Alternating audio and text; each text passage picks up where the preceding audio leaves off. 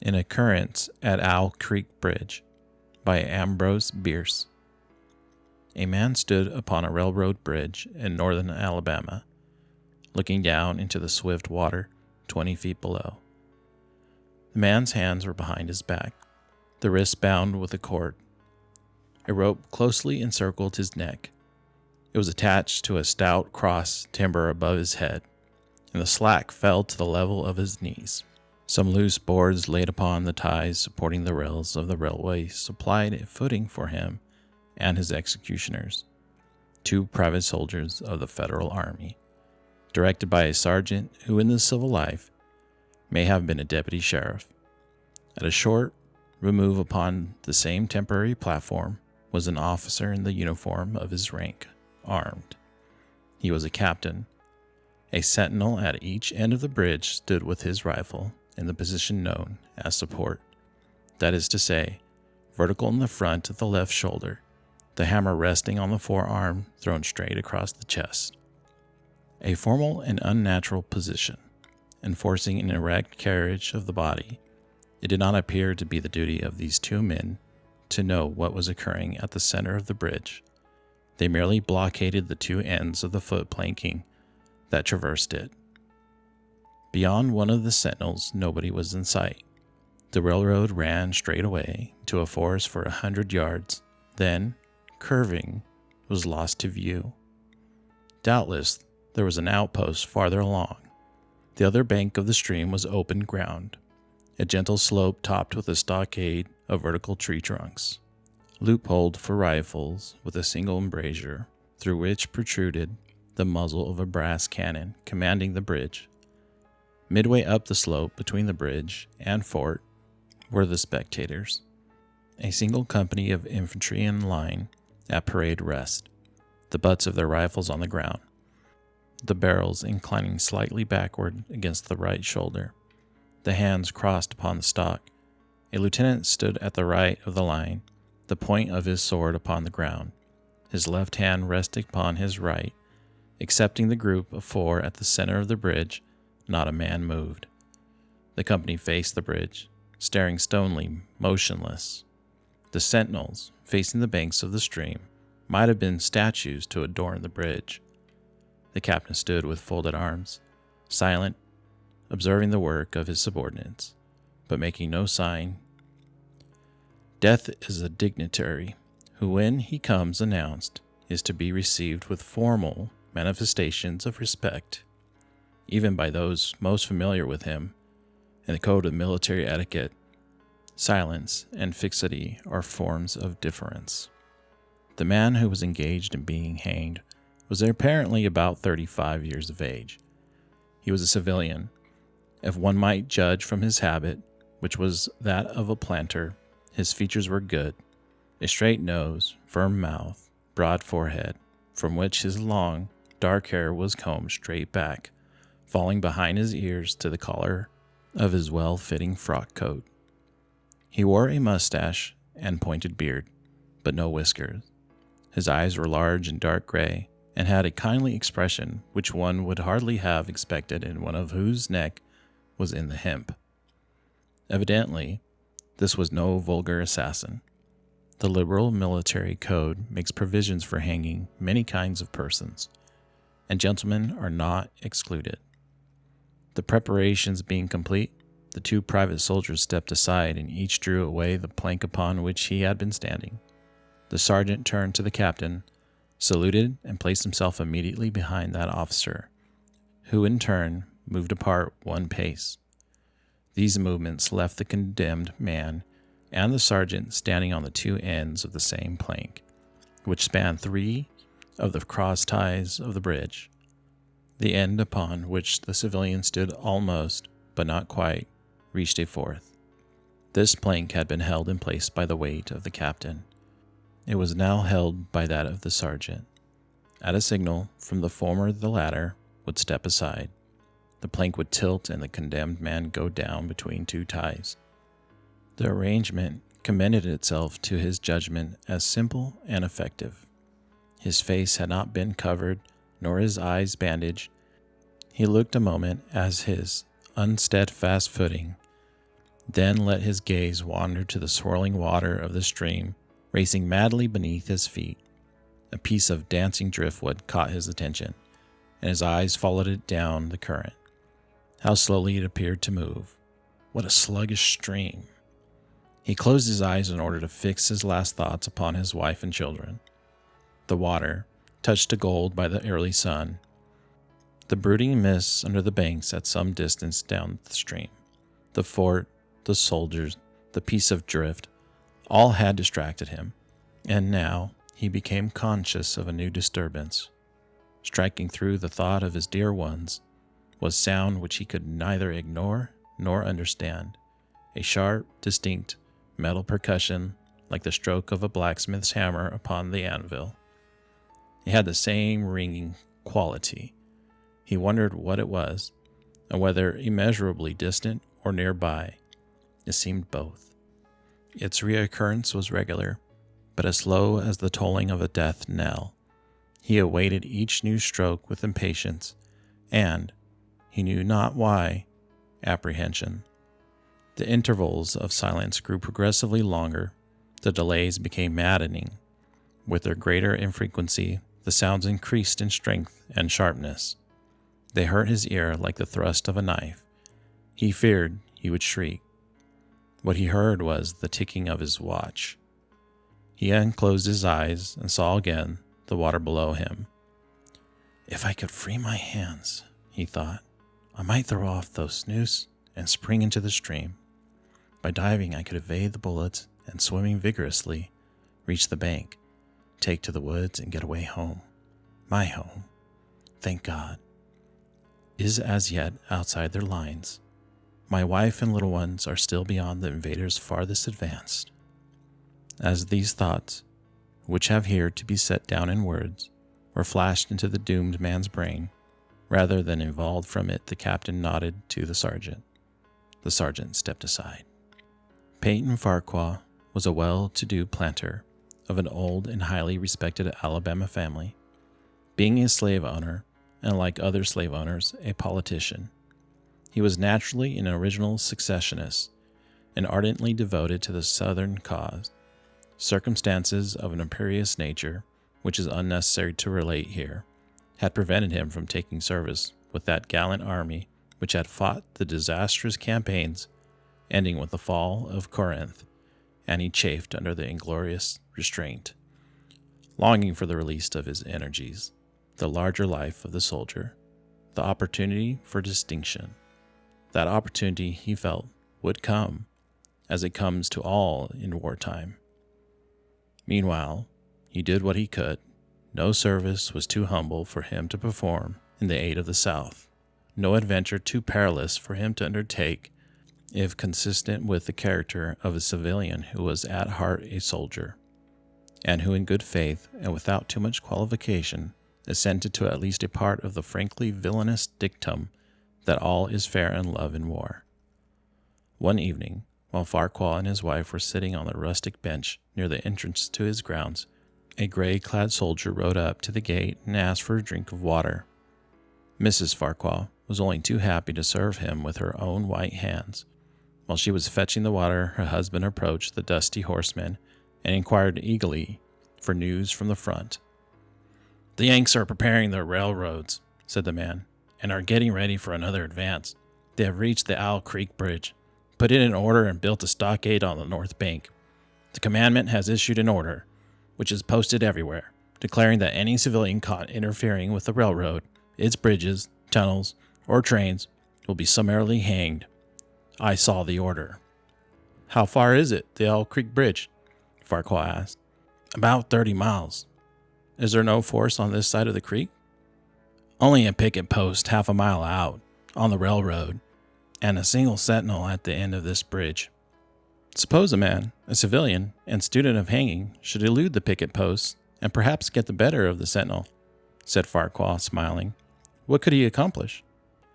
The soldier reflected. "I was there a month ago," he replied. "I observed that the flood of last winter had lodged a great quantity of driftwood against the wooden pier at this end of the bridge.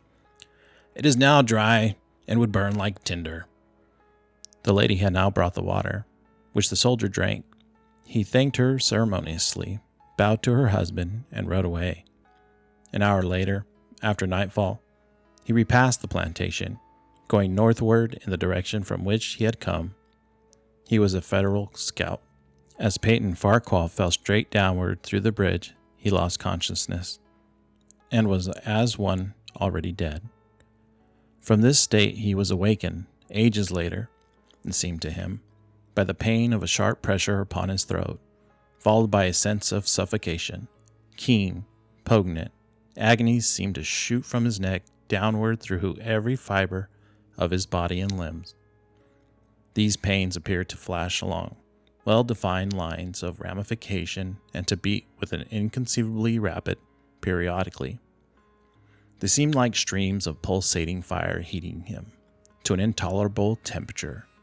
As to his head, he was conscious of nothing but a feeling of fullness, of congestion. These sensations were unaccompanied by thought. The intellectual part of his nature was already effaced. He had power only to feel, and feeling was torment. He was conscious of motion, encompassed in a luminous cloud of which he was now merely the fiery heart, without material substance. He swung through unthinkable arcs of oscillation, like a vast pendulum. Then, all at once, with terrible suddenness, the light about him shot upward with the noise of a loud splash. A frightful roaring was in his ears, and all was cold and dark. The power of thought was restored. He knew that the rope had broken, and he had fallen into the stream. There was no additional strangulation. The noose about his neck was already suffocating him, and kept the water from his lungs. To die of hanging at the bottom of a river? The idea seemed to him ludicrous. He opened his eyes in the darkness and saw above him a gleam of light, but how distant, how inaccessible. He was still sinking, for the light became fainter and fainter until it was a mere glimmer. Then it began to grow and brighten, and he knew that he was rising toward the surface. He knew it with reluctance, for he was now very comfortable. To be hanged and drowned, he thought, that is not so bad, but I do not wish to be shot. No, I will not be shot. That is not fair. He was not conscious of an effort, but a sharp pain in his wrist apprised him that he was trying to free his hands. He gave the struggle his attention, as an idler might observe the feat of a juggler, without interest in the outcome. What splendid effort! What magnificent, what superhuman strength! Ah, that was a fine endeavor! Bravo! The cord fell away. His arms parted and floated upward, the hands dimly seen on each slide in the growing light. He watched them with a new interest, as for one, and then the other, pounced upon the noose at his neck. They tore it away and thrust it fiercely aside, its undulations resembling those of a water snake. Put it back, he thought. He shouted these words to his hands, for the undoing of the noose had been succeeded by the direst pang that he had yet experienced. His neck ached horribly. His brain was on fire. His heart, which had been fluttering faintly, gave a great leap, trying to force itself out of his mouth. His whole body was racked and wrenched with an insupportable anguish. But his disobedient hands gave no heed to the command. They beat the water vigorously with quick downward strokes, forcing him to the surface. He felt his head emerge. His eyes were blinded by the sunlight.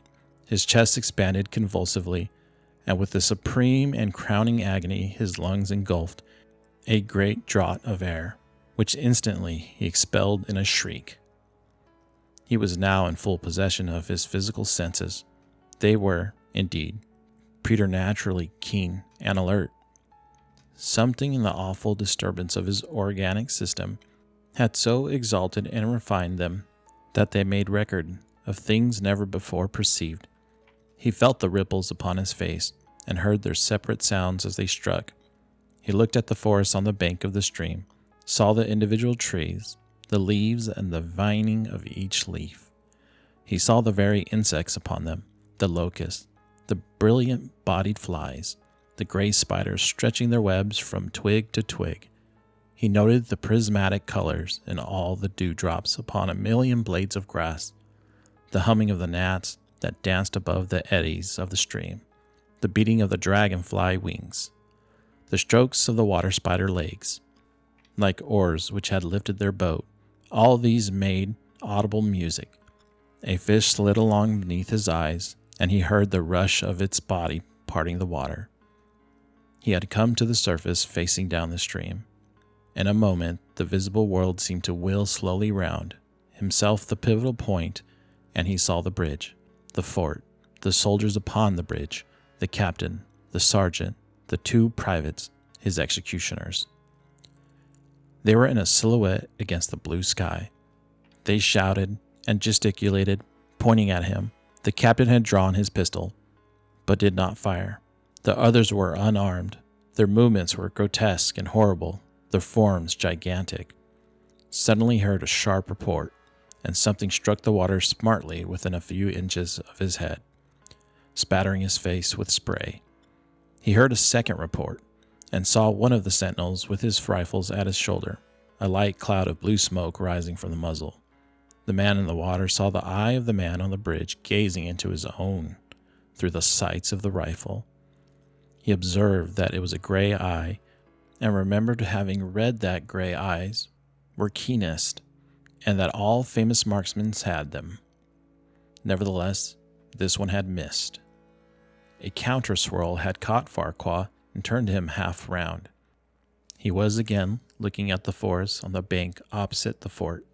The sound of a clear, high voice in a monotonous sing-song now rang out behind him and came across the water with a distinctness that pierced and subdued all other sounds, even the beating of the ripples in his ears.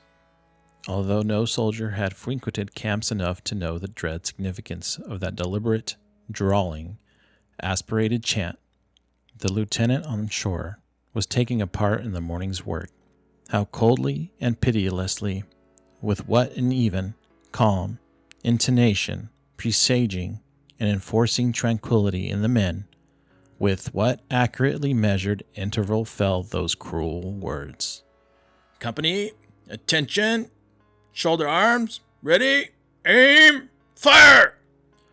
Farquhar dived as deeply as he could. The water roared in his ear, like the voice of Niagara. Yet he heard the dull thunder of the volley, and rising again toward the surface, met shining bits of metal, singularly flattened, oscillating slowly downward. Some of them touched him on the face and hands, then fell away, continuing their descent. One lodged between his collar and neck. It was uncomfortably warm, and he snatched it out. As he rose to the surface, gasping for breath, he saw that he had been a long time under water. He was perceptibly farther downstream, nearer to safety. The soldiers had almost finished reloading. The metal ramrods flashed all at once in the sunshine as they were drawn from the barrels, turned in the air, and thrust into their sockets. The two sentinels fired again, independently and ineffectually. The hunted man saw all this over his shoulder. He was now swimming vigorously with the current. His brain was as energetic as his arms and legs. He thought with the rapidity of lightning. "The officer," he reasoned, "will not make that martinet's error a second time. It is as easy to dodge a volley as a single shot. He has probably already given the command to fire at will. God help me, I cannot dodge them all." An appalling splash within 2 yards of him was followed by a loud, rushing sound. Diminuendo, which seemed to travel back through the air to the fort and died in an explosion which stirred the very river to its deeps. A rising sheet of water curved over him, fell down upon him, blinded him, strangled him. The cannon had taken a hand in the game. As he shook his head free from the commotion of the smitten water, he heard the deflected shout humming through the air ahead, and in an instant it was cracking and smashing the branches in the forest beyond. "They will not do that again," he thought. "The next time they will use a charge of grape. I must keep my eye upon the gun. The smoke will apprise me. The report arrives too late. It lags behind the missile. That is a good gun."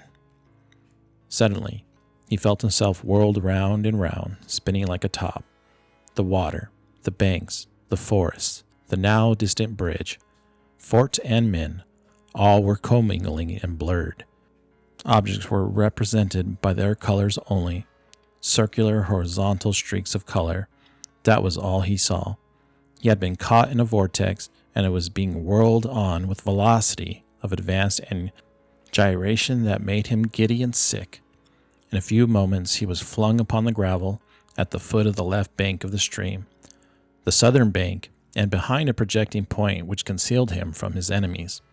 The sudden arrest of his motion, the abrasion of one of his hands on the gravel, restored him and wept him with delight.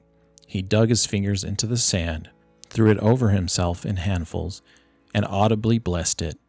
It looked like diamonds, rubies, emeralds. He can think of nothing beautiful which it had not resembled. The trees upon the bank were giant garden plants. He noted a definite order in their arrangement, inhaled the fragrance of their blooms. A strange rosette light shone through the spaces among their trunks, and the wind made in their branches the music of Aeolian harps. He had not wished to perfect his escape. He was content to remain in that enchanting spot until retaken. A whiz and a rattle of grape shot among the branches high above his head roused him from his dream. The baffled cannoneer had fired him a random farewell. He sprang to his feet, rushed up the sloping bank, and plunged into the forest. All that day he traveled, laying his course by the rounding sun. The forest seemed interminable. Nowhere did he discover a break in it, not even a woodsman's road. He had not known that he had lived in so wild a region. There was something uncanny in the revelation. By nightfall he was fatigued, footsore, famished. The thought of his wife and children urged him on. At last he found a road which led him in what he knew to be the right direction. It was as wide and straight as a city street, yet it seemed untraveled. No fields bordered it, no dwelling anywhere. Not so much as the barking of a dog suggested human habitation. The black bodies of the trees formed a straight wall on both sides, terminating on the horizon in a point, like a diagram in a lesson in perspective. Overhead, as he looked up through this rift in the wood, shone great golden stars looking unfamiliar and grouped in strange constellations. He was sure they were arranged in some order which had a secret and malign significance. The wood on either side was full of singular noises, among which, once, twice, and again, he distinctly heard whispers in an unknown tongue. His neck was in pain, and lifting his hands to it found it horribly swollen. He knew that it had a circle of black where the rope had bruised it. His eyes felt congested. He could no longer close them. His tongue was swollen with thirst. He relieved its fever by thrusting it forward from between his teeth into the cold air. How softly the turf had carpeted the untraveled avenue. He could no longer feel the roadway beneath his feet. Doubtless, despite his suffering, he had fallen asleep while walking, for now he sees another scene. Perhaps he was merely recovered from a delirium. He stands at the gate of his own home. All is as he left it, and all bright and beautiful in the morning sunshine. He must have traveled the entire night. As he pushes open the gate and passes up the wide white walk, he sees a flutter of female garments. His wife, looking fresh and cool and sweet, steps down from the veranda to meet him. At the bottom of the steps she stands waiting, while a smile of ineffable joy, an attitude of matchless grace and dignity. Ah, how beautiful she is. He springs forward with extended arms. As he is about to clasp her, he feels a stunning blow upon the back of the neck. A blinding white light blazes all about him with a sound like the shock of a cannon. Then all his darkness and silence. Peyton Farquhar was dead. His body, with a broken neck, swung gently from side to side beneath the timbers of the Owl Creek Bridge.